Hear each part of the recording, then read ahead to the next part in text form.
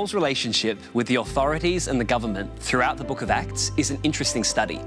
At times, he uses his Roman citizenship to insist upon his legal rights to fair trial and an opportunity to speak to defending himself in public. While what he preached was sometimes portrayed as subversive, when we consider the content of his sermons and his letters, everything he wrote, he seems unlikely to have been directly critical of the political leadership. Instead, his encounters with governors, kings, and government officials recorded in Acts show a focus on sharing his story of Jesus with these men and women. As people with significant influence, they could have been powerful witnesses to the gospel. So towards the end of Paul's ministry, imprisonment again brought him into contact with governors. And they had great names like Felix, Festus, King Agrippa, and Bernice.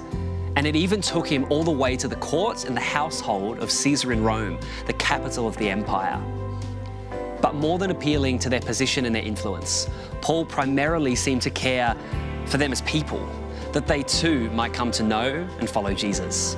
Paul might not have chosen to be arrested and imprisoned, but he took the opportunity to share his story again, adapting his presentation to each of his listeners. When challenged by Agrippa, he made his case and his predicament clear. I pray to God that both you and everyone here in this audience might become the same as I am, except for these chains. Paul's various trials gave him a unique audience with some of the most powerful people in his world, and he made sure they heard about how Jesus had changed his life. When might you be given the relationship and opportunity to share your Jesus story and not be weird about it?